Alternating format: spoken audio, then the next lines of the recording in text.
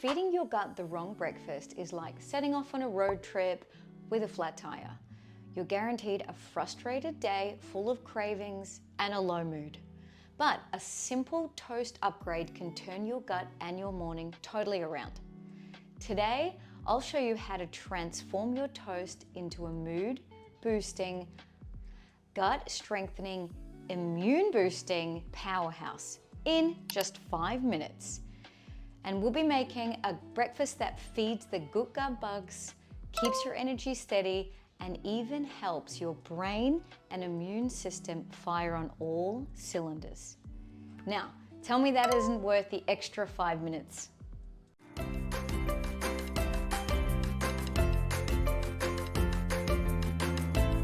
I'm Leilani, I'm a chef, a nutritionist, and a gut health educator, and I'm here to turn everyday favorite meals into medicine for your microbiome. So, let's get into it. What we're doing today, I like to call a green goddess gut toast. And it's very simple. This is the basic recipe, and you can add things if you want, but it's meant to be something you can throw together in sort of about 5 minutes. I'll talk you through some of the gut healthy ingredients as we're going along. So what I've got going over here is peas. All right, this is the star of the show. These are the organic, I found them frozen.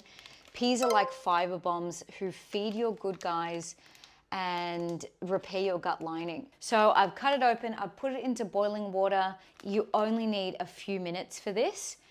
And who doesn't have peas in their freezer at any given time? So this is something you generally can whip up even without going shopping. So while I'm waiting for my peas to cook, like I'm talking 2-3 minutes, and then we'll drain them, I'll talk you through the next best thing, which is sourdough. Okay, this is a must to make this gut healthy. I have a talk all about best breads for gut health. I'll put it here so you can click it later, and I'll actually put it in the description so you can go and find it. But super duper important, you're gonna go to your baker and get yourself the best quality sourdough. And I talk about what you need for it to be a good sourdough. Have a look at this puppy. Sourdough is like the wise elder of bread world. It's easier on your gut, it's a mate to your microbiome, and it has all these prebiotic goodness. So this thing, it's really only got organic and sustainable wheat flour, filtered water, organic spelt, rye, sourdough culture, and sea salt. That's it. Basically flour and sea salt. You don't want all that other crap in it. That is killing your microbiome. So this is an essential if you want it to be healthy. I've toasted my toast. You don't need to see how to do that. Pretty sure you've got that covered. So we'll go over here. I'll get my green peas, drain them out. You don't want that water. I'm gonna take those beautiful bright green peas and I'll put them into my blender, which is a NutriBullet, but I do recommend if you have a food processor, it's a little bit easier. It's much easier to do this than hand smash it, but that's if you don't have anything, you can also get a potato masher and smash it up. So to this, I'm gonna add lemon, and might seem weird, but I'll tell you, lemon is like your best wingman. And one of the reasons for that, it keeps your greens very green, and it keeps them fresh, and it also helps with vitamin C uptake. So you want probably to this, which is a good couple of cups of peas, maybe half a lemon, and I'll tell you why I'm putting a little extra lemon. You don't have to add this, but it does keep it for a few days, because what we'll be doing is adding a good fat to this, which is an avocado. It is optional, so I've got 2 good fats here, all right? Avocado and olive oil. In this recipe, I will put both, but you can use either or if you prefer, and if you only have one or the other. So avocado is amazing as a good fat. Let's get it around, because it is basically like a moisturizer for your gut. It keeps it strong and sealed. And look at that, it is the perfect avocado. It is so hard to get an avocado at this quality, but I did it. I actually managed to do it. So all you need to do, cut it in half. Quantity depends on how you like it. So for this, I'll probably put all of that in. but you could even just go with half, okay? And I always like to think of avocado as nature's butter. It is just so creamy, obviously without actually putting cream in. So I think that's fantastic.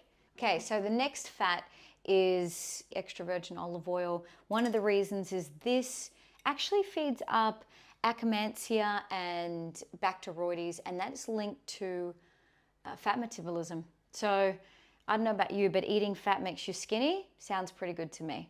And actually, I have a whole chapter on that in my gut health course. I'll put the links below because, yeah, fat doesn't make you fat. Only toxic fat makes you fat. So really good fat. And also why we need this is it's got to be blended with some kind of liquid. So I'm going to add a lot. So to this, maybe like 1/4 of a cup. That was actually more like 1/2 a cup, but I love a lot of olive oil. You can go less if you prefer. Salt, always a good thing. I love quite a bit of salt. And if you cook yourself, you actually don't have to worry about adding too much salt. It's more from the processed foods. So what else we got? Garlic. Now, garlic is like rocket fuel for your good gut bacteria. It has something called inulin in it. And look, I'm just gonna cut it in half.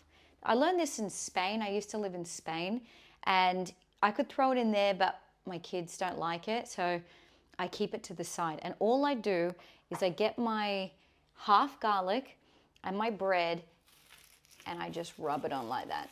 And it's enough to give me the immune boosting effects and the flavor, but I can just keep it optional for me and not for my son. Okay, next up, we want something to flavor it. So I've got the garlic, but I want a herb. You can use dill, basil, or parsley. Not as good, but you could use that. I'm going to use basil, so I can put the stems in. What I like about herbs, and look how delicate they are. This is, it has polyphenols in it, and so it feeds up Lactobacillus rhamnosus. So it is essentially good mood food. I'll put that in there.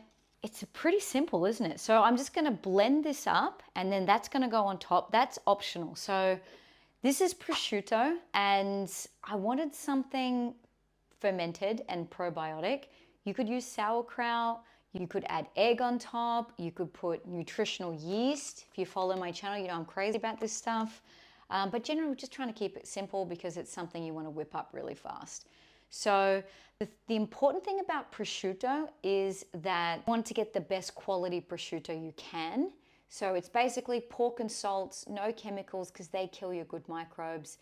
Prosciutto actually feeds pediococcus, which helps with gut microdiversity, which is a great thing. And it's very umami, very salty, very moreish. You don't need very much.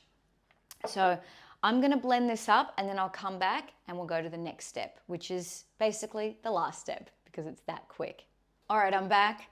Now, it's definitely easier to use a food processor. I had to add a little bit of water just to keep that blender going because obviously the blender is for liquids. But I use my Thermomix, but it's kind of a big thing to bring over here. So if you have got a food processor, use that. But this does work. And I gave it, have a look at this. This is like, can see why you call it Green Goddess. It's vibrant green. I put enough lemon in it that it'll keep green for a couple of days. So I can have it for tomorrow and the next day, but it generally only keeps for 2 days. Oh my God. That avocado in there makes it super creamy. It's just a very comforting food, and the beans are really good for the gut health. I'll plate it up, and it's really just as simple as a spoon with like quite a lot. For myself, I would actually put more than that, but I'm being a little bit conservative because everybody's watching and I don't want to overfill, but it shouldn't just be about the bread. It should be at least 50-50.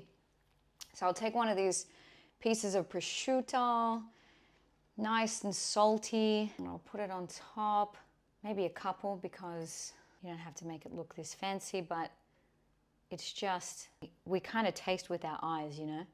Put a little bit of a herb on there, and there you go. Green Goddess gut toast. So I hope you try it at home. Now, I do have a talk coming out on fermented foods. That'll be next week. And I also have a new series, Gut Healthy Breakfast. So click the subscribe button, ring the bell so that you can get the notifications, because they will come out every week. And it's a great way to bring gut healthy ingredients into your day. Let me know if you tried in the comments and if you've added something to it to upgrade it. I would love to know what your take is on this recipe. And thank you for watching. It's been my pleasure to serve you. See you in the next video.